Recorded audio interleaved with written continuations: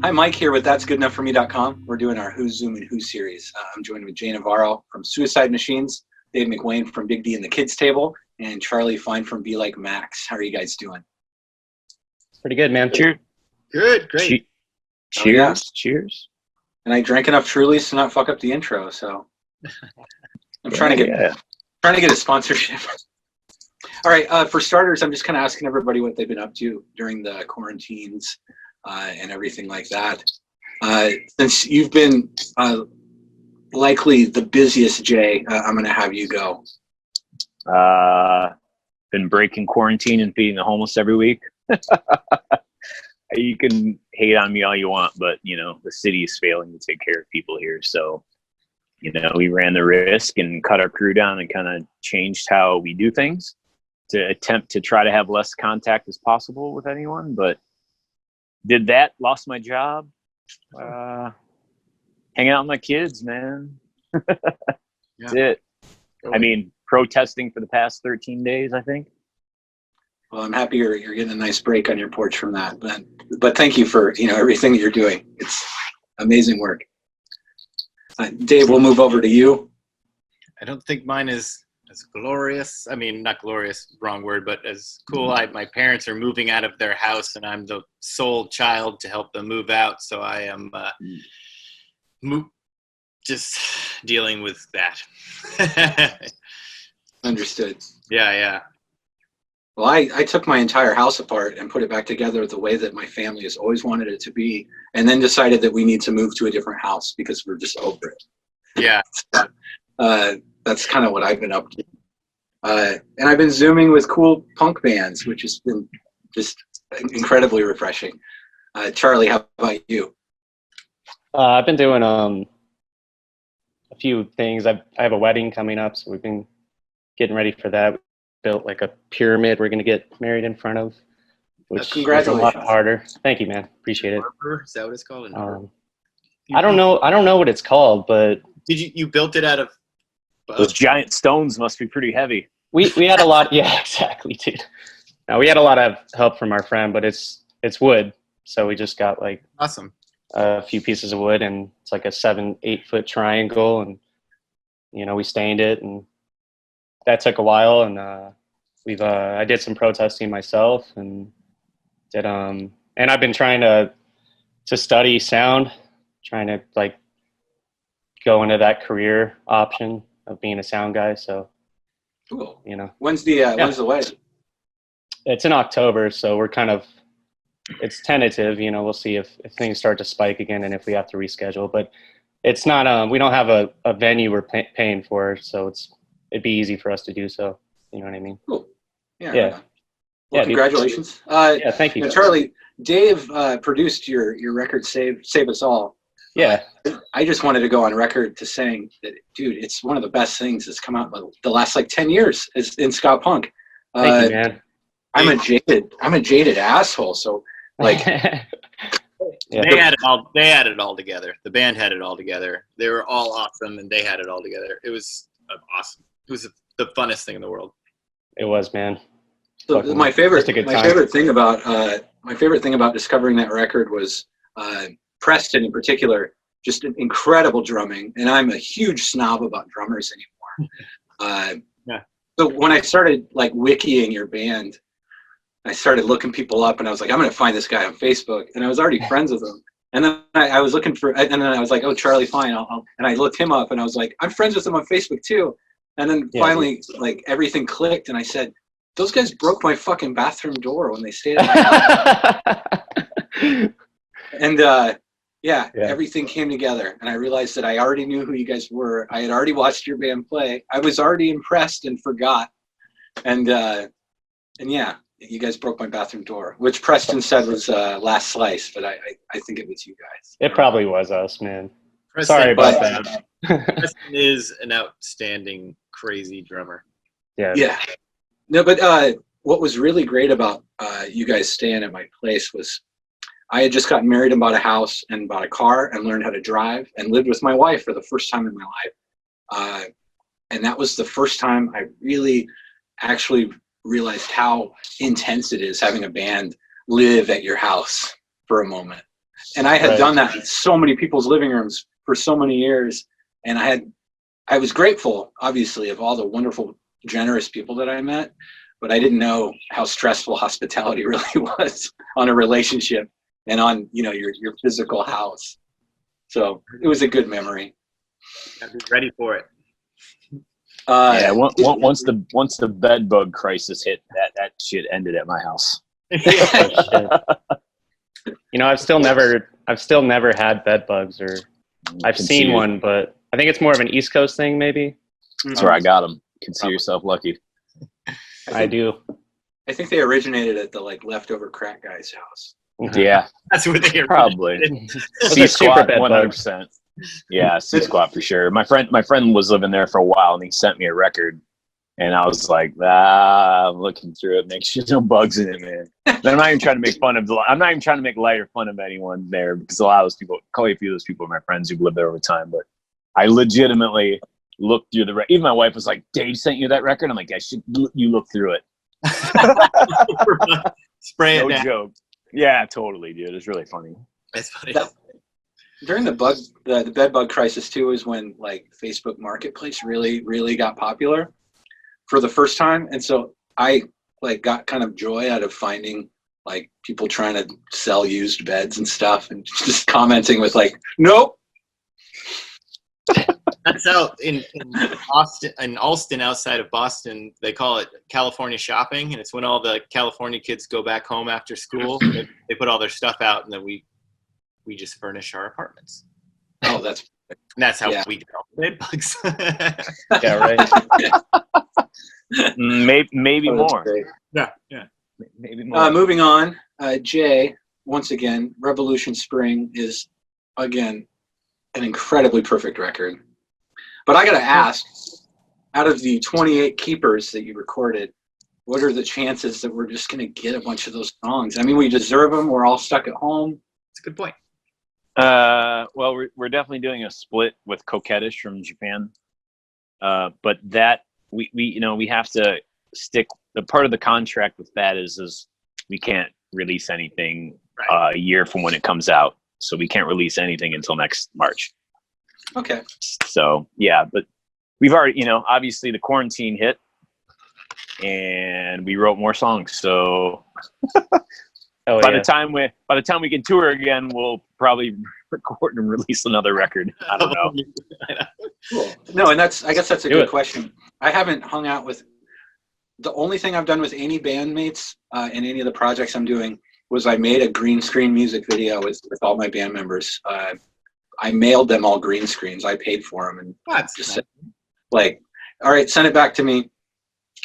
When was the last time that you did anything musical with your bandmates? I'll start with you, Charlie.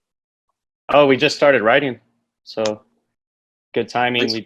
We last weekend we spent the entire weekend writing, and it went really well. We have a new guitar player, and he's fucking. I musically grew up with the guy, but yeah, is the same. You haven't met him yet. Yeah, he's different. Our last one, he had a kid and he moved. And I know him, but the guy that was in Cambridge when you. Oh no, it's the dude is playing with us now. He's a local guy, which it's just easier, man. Like our last guitar player lived in the middle of the country, so it just didn't work out. But sure. Yeah, it's fun, man. I like writing music, and I don't do it too often. So yeah, but that's what we've been up to musically. Cool. Yeah. I lost a guitar player to the quarantine too, man. Whoa, Jesus. No. What do you mean by that? Wow. He got a really good job in Arizona. That was like a comic setup. I lost a guitar player to the quarantine. He got a good job. Terrible. I don't even think he's told his wife yet, but I guess he will by the time this airs, so whatever.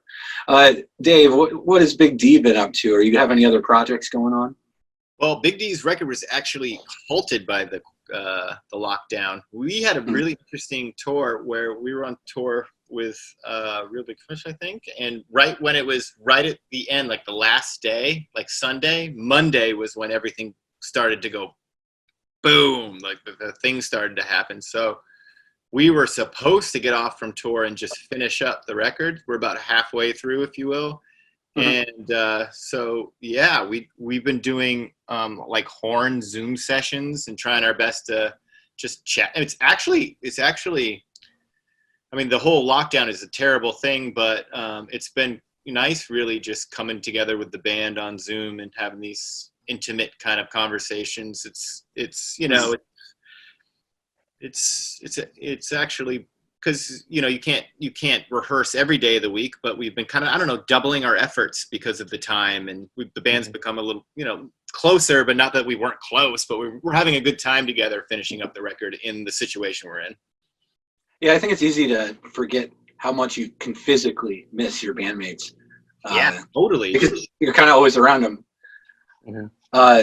Out of the many layers of sound that Big D can kind of fluctuate throughout, what kind of music can we expect from this new record? Oh, I'm not sure what to say, but we love it so much. We just love it. We're just very excited about it. What could I tell you? I think people who really like Big D will really like it. Cool. I don't know. Is that something you can say? Yeah, that's people like this record. So, yeah. And Jay, you had mentioned that you guys are practicing. No. We aren't practicing. I'm just saying a bunch of us have written songs on our own. Okay. I haven't seen my band since we played a benefit show in February. The stuff I do to feed the homeless, we needed money for the year. So the Machines played at a squat here in Detroit to raise money. And that was the last time I saw them until, actually, no, I saw our drummer before that and our guitar player, because they cook a lot of times for the homeless for me, or make bread. Nice. But we all went down to the very first protest together, and all marched and were part of the first meeting here in Detroit. So I've seen them since then, as far as that goes. We're supposed to practice tomorrow for the first time. So musically, nah, man. I mean, we're writing on our own, Yeah. It's a great record. It's an amazing record. Nah, whatever. Fuck you, Dave. I love the shit out of you. It's stupid how much I love you. You should know that. So you make me feel uncomfortable by saying that. Well, the cover we did for the cover song we did together. Yelling whenever that comes on. And you have to understand, I had one of those great moments with Jay back in the day where I was just going to one of their Boston shows. I would have to say, you probably know better, of course. It was at the Paradise, maybe around like 95 or 96 or something.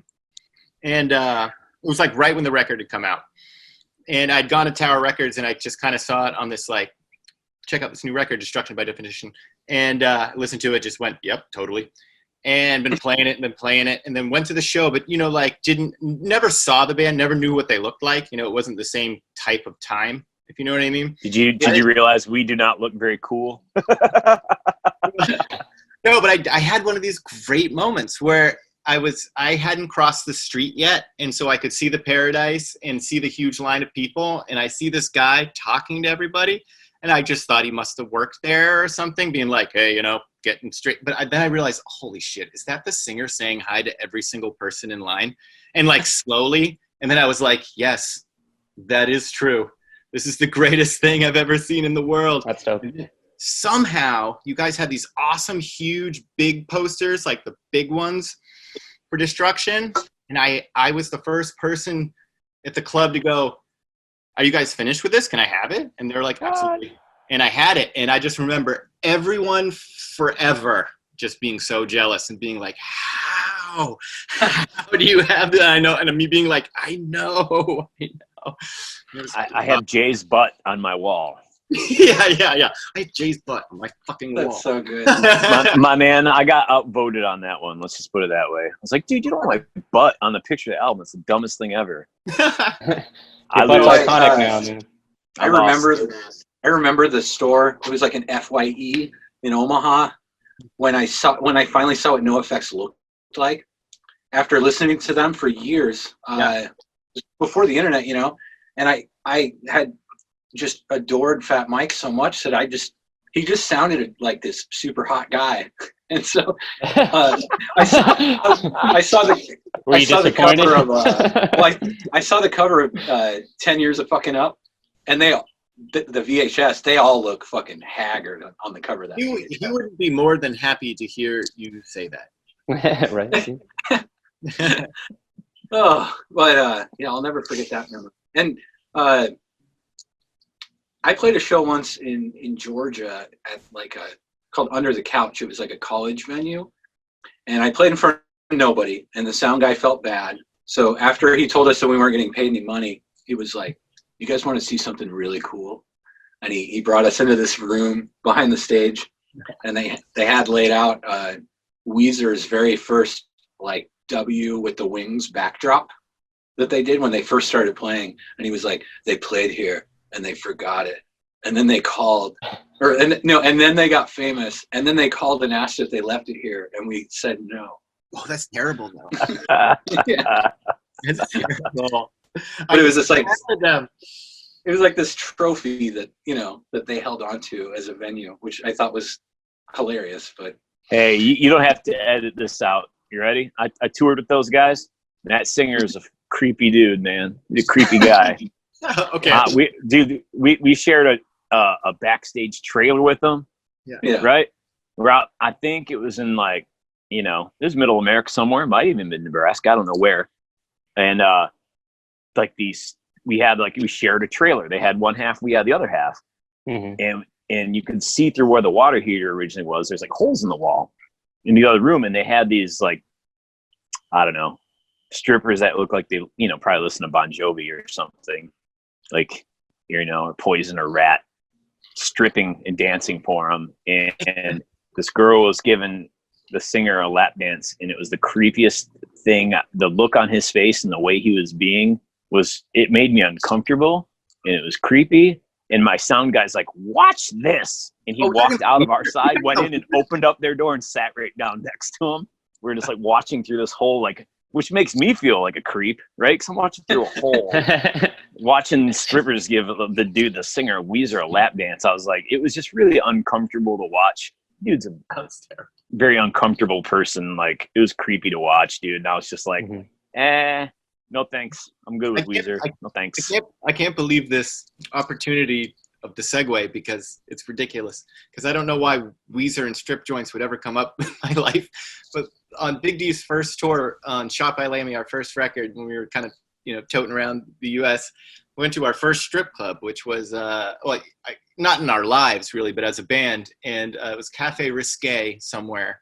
I think it's in the Georgia area, and this stripper goes, "Are you guys in Weezer?" No, wait, no. It was "You guys are in a band, aren't you?" And I go, "Yeah." And she goes, "It's Weezer, isn't it?" And I go, "Yeah." And she goes, "I knew it." And then they played Weezer all night, thinking we were Weezer. Boy. Well, I gotta say, for the guys, that's a lot of content. Hey, for the record, never been to a strip bar in my life. Let it be known. Hey, me too. I even I escaped a bachelor party because I was like, dude, I'm at the time I was like, I'm 33 now. I still have never done it. I'm just not going to do it. I got to say, I didn't do the one thing. Yeah, I've been to a strip club before. Charley is from Vegas. I'm on your side, Dave. Wait a minute. Aren't you from Vegas or something? Yeah. Well, Charley. dude, you live in the land of strip bars. Yeah, No, man. you had no choice. Exactly. I stayed in Somehow I Vegas for made a my while. way there. What's the name of the strip bar you on?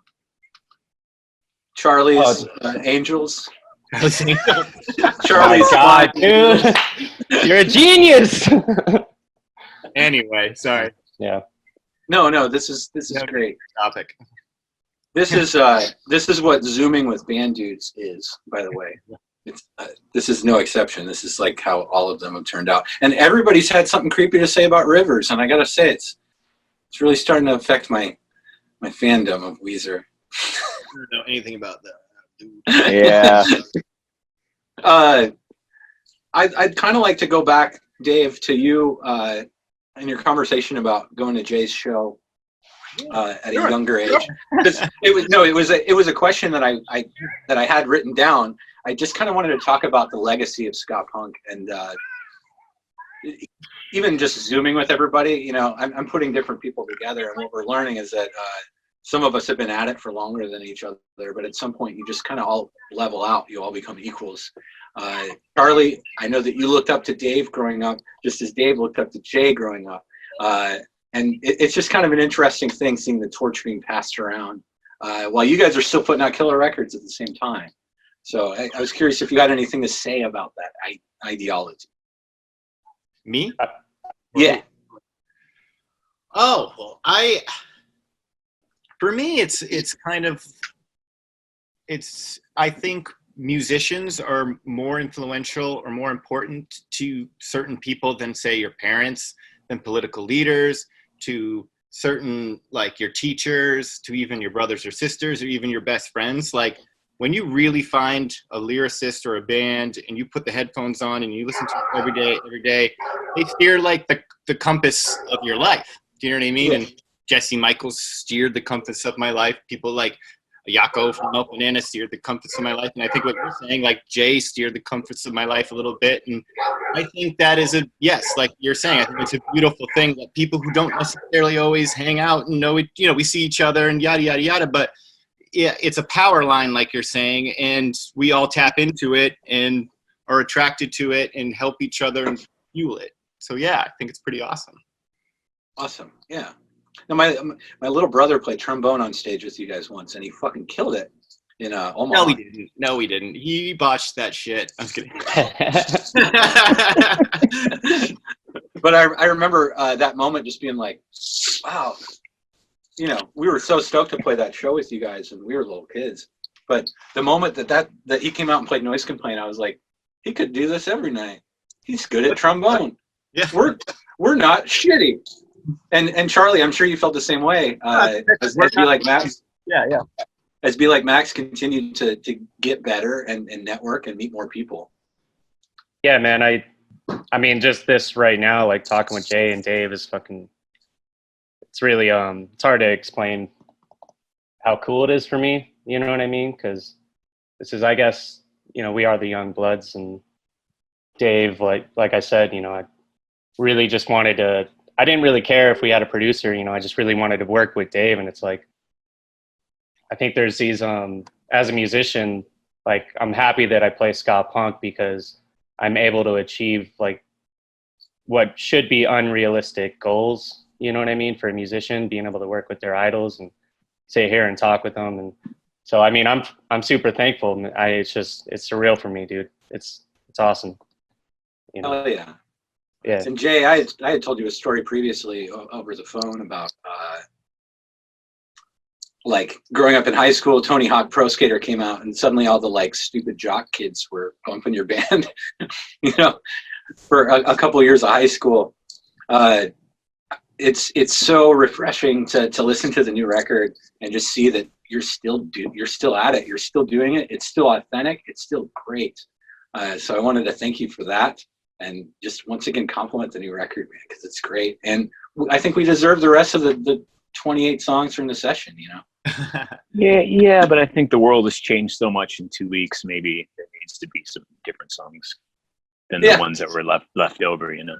Did you guys record them? You hit them. Or you just wrote them? There's demos. There's demos, for sure. You said 28. You said 28. You said 29 keepers. Songs, 28 keepers. Yeah.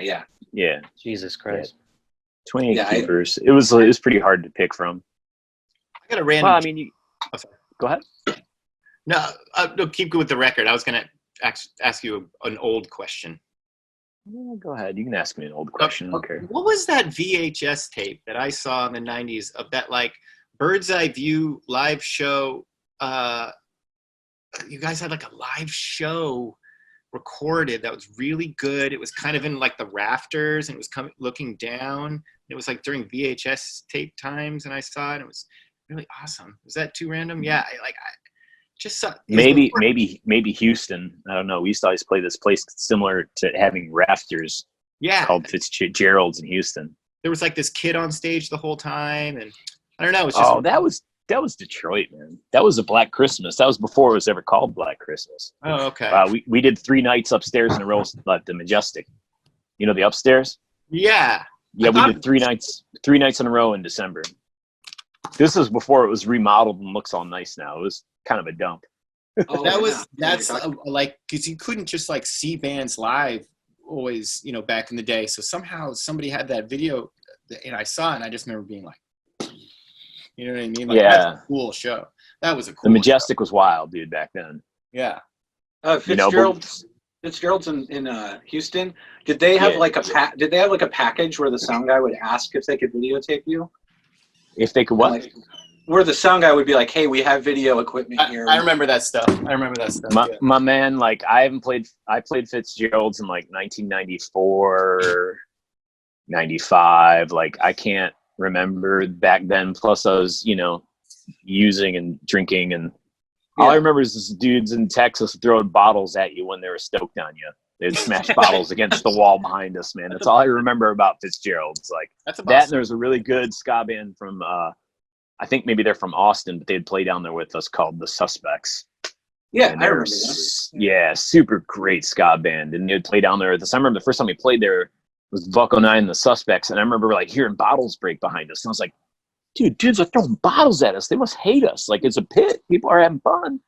And they were throwing bottles, and they weren't going by us or hitting our heads. They were like missing us on purpose and smashing them against the wall behind us. And we came to find out that that was a common thing when you played there and people were having a good time. They would smash the bottles behind you while you're playing. So at least that could be a lie.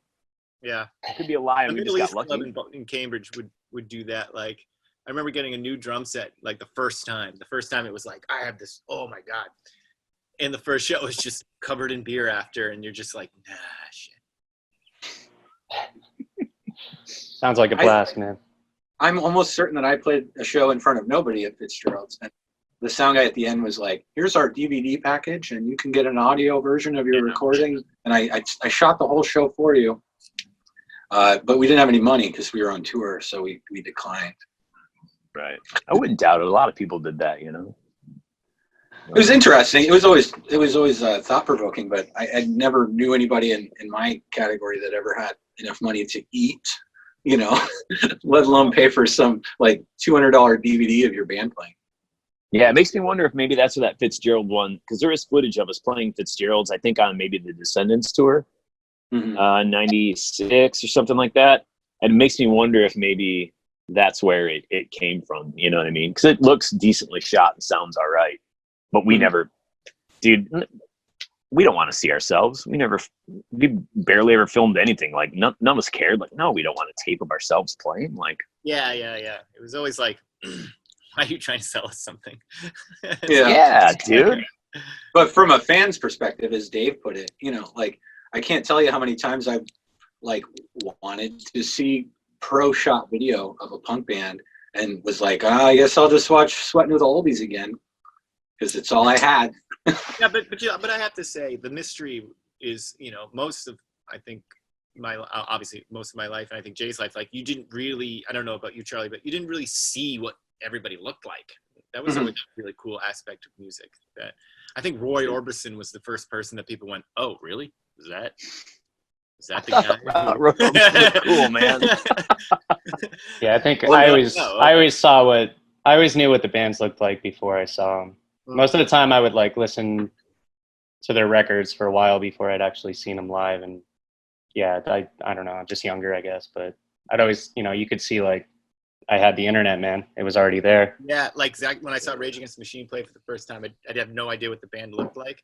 And so when Zach De La Rocha came out and checked the mic and just calmly, I was like, okay, checking the mic, and he's like, we're Rage Against the Machine. I was like, oh my goodness. You know, like it was always such a fun, not knowing what Ministry looked like, and then that's cool. Oh, that's what you look like. Jesus Christ. Yeah. See, that's the irony, man. See, I was in Inside Out because I always liked hardcore. Matter of fact, I played in a hardcore band. I lived in Las Vegas for a while and played in a hardcore band in Las Vegas. Did you really? Look like. Yeah. That's what I thought he would look like. Was Inside. When did you live out here, Jay? 94 or 95. I played for a hardcore band called Tomorrow's Gone out there for a while, and long story short, I was an Inside Out fan, which is Zach's other band. And I remember like, yo, Zach's got a new band. And I put it on. I'm like, what the fuck is this garbage? Sounds like shit. Like, yeah, a lot of people sucks. A lot of people had some hate on it, like in Downset. And yeah, Downset did it first. Sorry to say. Yeah, Downset did that before Rage Against the Machine did it. I think I could be wrong. I'm no historian. I'm friends with like Roy and stuff from Downset, but yeah, I feel like I remember them doing that first. So it wasn't a big deal to hear someone from Los Angeles kind of have that hip hop influence that hadn't already been established in a band that I knew yet. Even though those dudes had bands before Downset, I didn't really know their bands. But to have someone from Inside Out, which is one of the most inspiring hardcore bands that were, all of a sudden it was hip hop. It was like, and like some dude making noise on the guitar. You know what I mean? Like, don't get me wrong, I like Rage Against the Machine. I'm just saying I didn't know it. It was weird, man. I was like, what is this? Yeah, and if anybody listen, Inside Out is a band you just gotta. They only had the 6-song cassette, right? Yeah, like, yeah. You can find it. You can find bootlegs. Like there's some live bootlegs that have all the extra songs on it that they played. But yeah, No Spiritual Surrender is ridiculous. I gotta say, Dave, I think it's in your backyard. They're just the most beautiful bird is talking right now. I can hear him too. It sounds like stock, like audio of a bird. Oh, right. I think it might be me. Is it Jay? It might be. It might be Dave. It's gotta be Jay. I didn't know what Frank from Voodoo Glow Skulls looked like before I saw them play, and his voice is so fucking weird. I remember the whole drive to the show. My buddies and I were all speculating, like, is he fat? Is he skinny? Is he bald? Does he have hair? Yeah, like I said, people are probably really bummed out when they finally saw my band. They're like, these dudes do not look cool at all. It's not what I thought, man. I thought you were the coolest. Yeah, I don't know, dude. Cargo shorts and short hair, man. There's nothing cool about us. Jay, I gotta ask, man. This was actually the first time I saw you guys. It was in Vegas at this place called Jillian's, and like I think it might have been your guitar player, but you like it was one of the best shows I've ever been to, man. And like the guitar player was just so drunk he could barely stand up, and that's how like that was like that's what ended the show, right? It wasn't like making it through the set list. You guys were like, all right, well, we just can't play any more songs. And then you walked off, and it was just, I don't know, man. It was memorable to me, but. Oh, man, you got to understand about us is like our band comes like third or fourth in our lives. You know what I mean? Like my family's first, I guess being a part of my community is second, third probably skateboarding. Nice. And being in a band probably ties with getting wrecked. Yeah. No, and that's kind of goes for everyone in that band. Charley. I know what you're talking about. I know you're talking about. Like, I think there are separations of people who are doing, I call it people want to be in bands and like musicians. Like some musicians, like we just want to do it. We just want to be playing music, but we're not in a band. We're not trying to take the helm. We're not trying to get the summit and tour with Katy Perry. You know what I mean? Like we just want to play some shows and do some stuff. You know what I mean? And have a good time. You know what I mean? It's not like, you know, you have to settle up, but it's not like a business thing that we got to check out the analytics and try to make sure that we're doing things. You know what I mean? I think for me, that is, if it ever became anything other than that, then that is not the environment at all I would ever want. It's got to be a fun secondary thing that's enjoyable. Like, yeah, I get it. I'm sorry.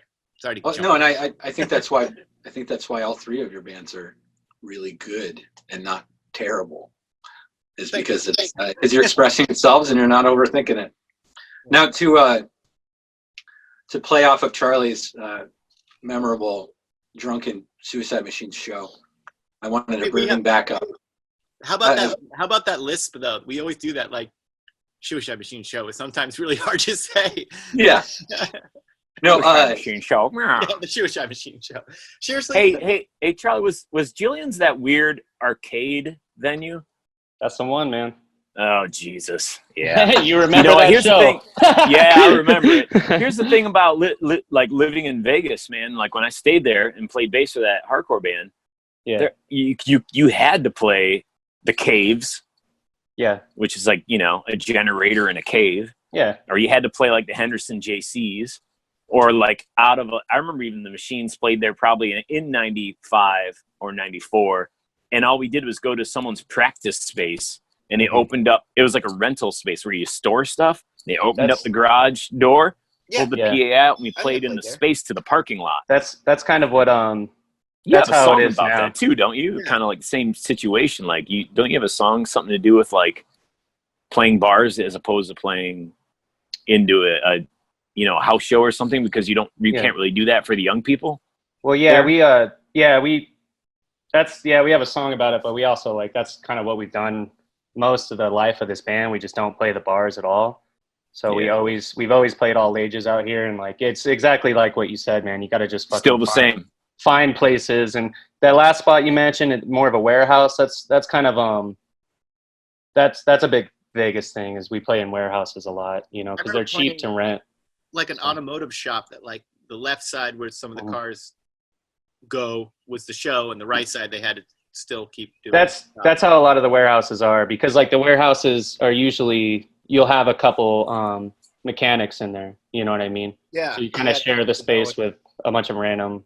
Yeah. And then there's a punk venue, but they don't last, man. It's just hopping from one spot to another always. Yeah, it's always like 21 and over, no matter what in that city. It seems like obviously it hasn't changed. Yeah, it's exactly, man. And well, like when I was going to shows, those shows that you guys were playing, like Julian's, that spot, that was all ages. That's why we played there. Yeah, so I was fortunate enough to see all the bands that I loved, when I was under 18 or under 21, but it just got like our downtown area got a shitload more bars and more venues, and so it got even worse in that regards. But there's still a lot of music, so it's not all bad. It's just I wanted what I had grown up. You know what I mean? So yeah. Are they still doing? I'm sure the suburban sprawl has made it crazy out in Vegas, but there used to be a spot a little bit outside the city in the desert that you drive through like dirt trails to get to, and it's just a bunch of cement slabs you could set up a generator on in the middle of the night. Are you talking about the caves, or are you talking about? It's near the caves. It wasn't far from the caves. But maybe it's gone now at this point because of housing development and stuff like that.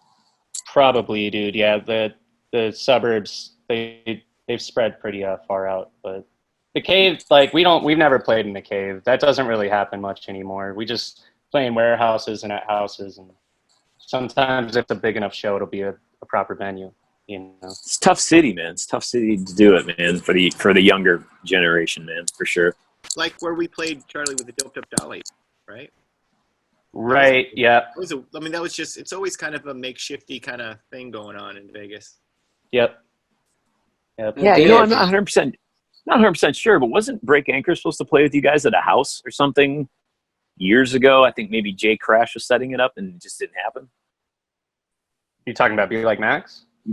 Yeah. I thought it was supposed to be like Break Anchor. Maybe it wasn't Be Like Max. Just supposed to be a house show in Vegas. It kind of just went to the wind. I don't think it was us, but it might have been. I don't know. I don't remember. You also do side shows, if you will. Like you also provide side shows during what's it called? What's that? Like during Warped Tour and shit like that. That what do you mean? The big one. That's Punk Rock Bowling. Punk Rock Bowling. Oh yeah. Yeah, well, Punk Rock Bowling's huge, man. Shows that bands who couldn't get on Punk Rock Bowling to play, right? That's awesome.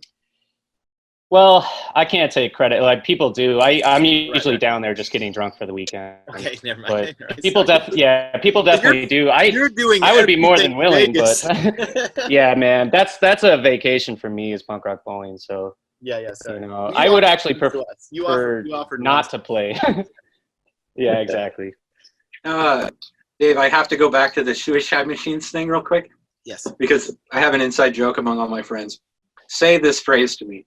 Hey, have you heard the new No Use for a Name record? Hey, have you heard the new No Use for a Name record? Said that year after year after year because that band was still fucking good. And every time they put out a new record, we had to learn how to say it again. Now, to dig back into like drunken Suicide Machines shows, Jay,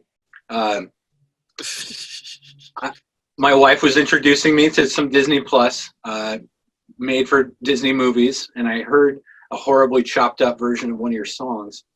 I wanted you to talk a little bit about the legacy behind the movie Brink with the Suicide Machine song on it. For the life of us, none of us can remember to even agree to who agreed to allow that to happen. You know what I mean? What is it? No clue. It's like a rollerblade movie or something, Dude. from what I understand. Can I put my 2 cents in real quick? Yeah. Because that movie, I was 8 years old when that movie came out, and that movie was like it was like I rollerbladed because of it too. You'll probably fucking hate me for it, but yeah, it was huge, man. Like, nah, man. Listen, dude, I skateboard. I've been skating since the '80s. I don't have any hate to anyone who rollerblades. I don't care. That means nothing to me, man. Matter of fact, my friend Joe, his son's a very famous rollerblader, man. Sure. That whole BMX jihad between skateboarders and BMXers and rollerbladers. Yeah. Nah, I don't care. You know, little kids get in the way. That's the problem. Yeah. I love. But anyways, I want to stop them, but any little kid on a scooter, blade, skateboard, or BMX usually get in the way. Sure. So. Yeah. I just had to bring it up because Jay. I called Jay to ask him to do a Zoom when this series started getting put together, and the day before I called him, my wife showed me Brink because we're watching all sorts of stuff that she watched when she was a kid that I like. My parents couldn't afford Disney. It was like a premium channel. What song? And I don't know. So I said, dude, I watched a weird movie last night, and your band was on it. And I was like, yeah, that's the guy I'm going to call tomorrow. That's fun. Yeah, usually we remember all the things we said yes to or didn't say yes to. And I remember when that had come out, we were all like, did we say yes to this thing? I think Disney just did it. I like that. No shit. Did we say yes to the Pampers line of new underwater Pampers? I mean, I don't remember. I'm okay with it, but geez. Yeah. Well, no, and I got to hand it to Pampers for using the song "War Profiteering" on their commercial. That's so good. All right. No, but that's the greatest. If I would get more profiteering Pampers any day. Oh man. No, it made me really happy to hear that song on that movie. So I'm not giving you a hard time about it. Well, but you want to bring up man. I real quick, I think that topic's really interesting because I think Jay, you were during the metal years, selling out, fuck that. And maybe, like the MCA thing, don't use my music to sell things through commercials. That's definitely true. But God, sometimes also the new culture is the fact that people keep squeezing bands to the point it's impossible to do that first kind of tour for $100. You can't really get the tour to work anymore. If there's a little bit of hey man, you see one of your friends' bands in town get a Spy Kids 2 song, and you're like, good job. You're like, I don't know. I mean, who fucking knows? I don't know anymore. You know what I mean? That's why it's not a main source of income for us.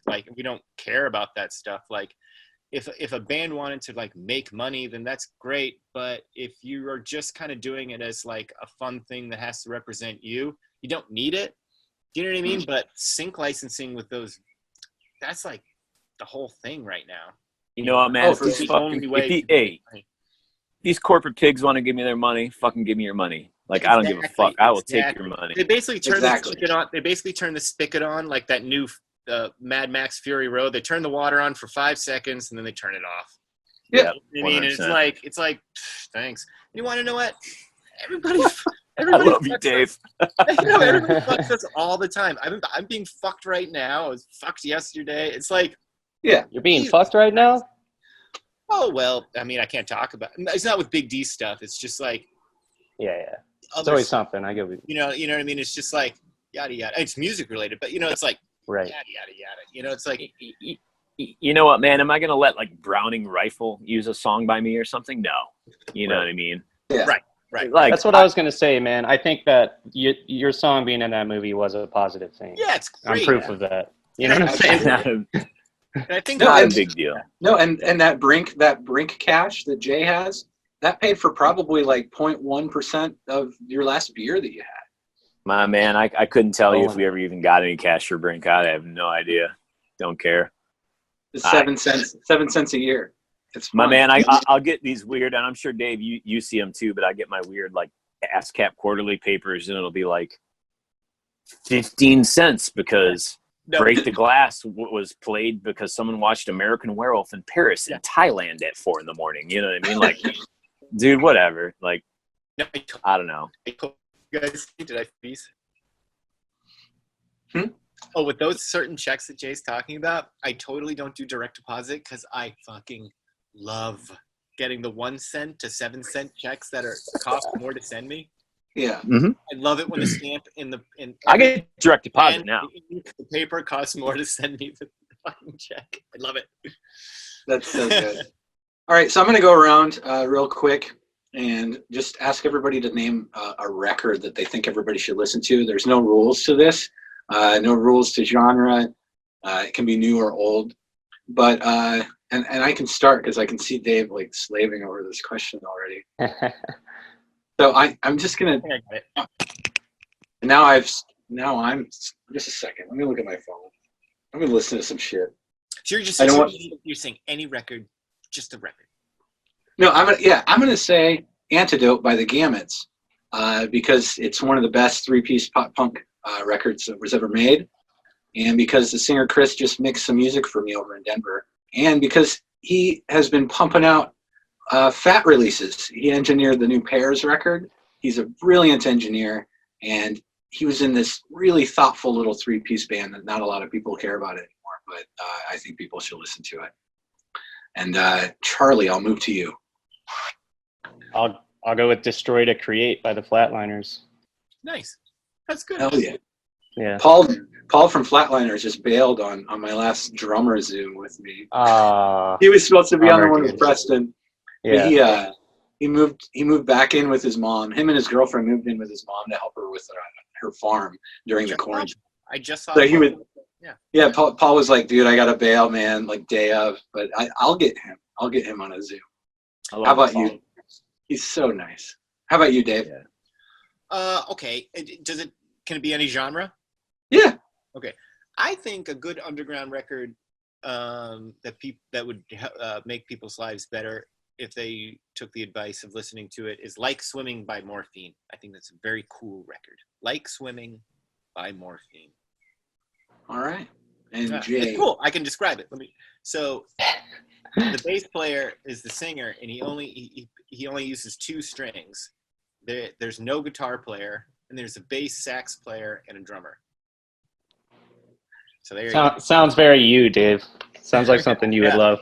You'd love it. Yeah, well, I'll check it out, man.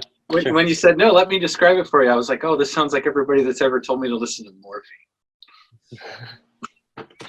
That's the description. I'll check it out. I'm sorry. Jay, your turn. Morphine's pretty cool. I've listened to him, man. Yeah. I'm going to say Kate Tempest, Let Them Eat Chaos. Do you want to meet the heaviest lyricist that ever walked the planet of the planet?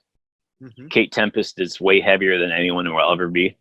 And she will make you cry. She'll make you laugh. She'll make your hair stand up on your arms. She will make you think that you can live your life a different way. Let Them Eat Chaos by Kate Tempest. All right, cool. All right. In closing, I'm asking everybody what's kind of in the horizon for their band. I know, Jay, you and Charlie said you're writing, and Dave, you said you got half of a record done. So you kind of already answered that. But Charlie, what can we expect for the future of Be Like Max as the world hopefully reopens a little bit? Well, I mean, just more touring and more records. Trying to definitely just get out of the country. It's been the goal for a little bit, so we're continuing that. Did Ian work out? Well, yeah, we had a tour booked in August with him, but the quarantine canceled it. So, we're. Sorry, I found it. For real? Yeah. Not canceled because of the quarantine? Yeah, but everyone's tours got canceled. It's all good. But we'll get back there and do Europe, and I really want us to go to Japan. And that's Ian from Hidden Talent Booking in London, England. He's a great guy. He's a good guy who will take on new bands. Yeah, Yeah, Maybe he took us on. I don't know. I don't know. Awesome. Yeah. Cool. Dave, how about you?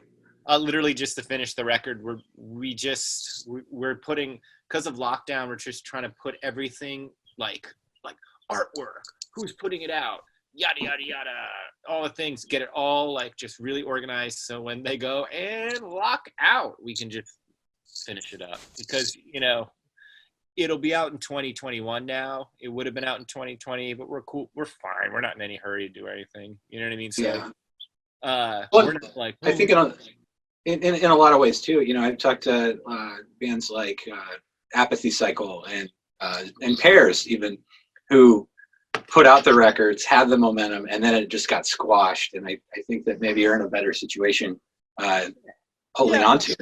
Like I said earlier when we started first talking, it's brought the band together to have little fun times like we're having together. I don't want to say like, I'm not trying to say that. I mean, I think it's okay to say, if you don't mind, a positive thing is coming out of a bad thing. You know what I mean? Like, Absolutely. Blah blah blah. Cool. All right, Jay, your turn. Are you talking like music, or are you talking like what, like life? Go You for talking it. bands? Go for it. Tell everything. Well, I'm going to keep pressing the police departments around the Detroit area to change their policies and a lot of other things. That's kind of the main focus right now. Being one in solidarity with the movement here in Detroit, trying to bring the cops down. I hate to say it, but that's really what it is. So It's great. finish the Jay Navarro and the Traders record, and I don't know where any of this is going to go as far as music, because everything that we had booked all the way up until December was completely canceled and pulled, and we're not going to try to rebook it. So I don't know what's going to happen with either band. You know what I mean? So finish the Traders record and figure out next year, I guess. Absolutely. Well, I got to say, it's been fantastic talking with all three of you. You're awesome dudes, awesome musicians, and thanks for giving me the time today.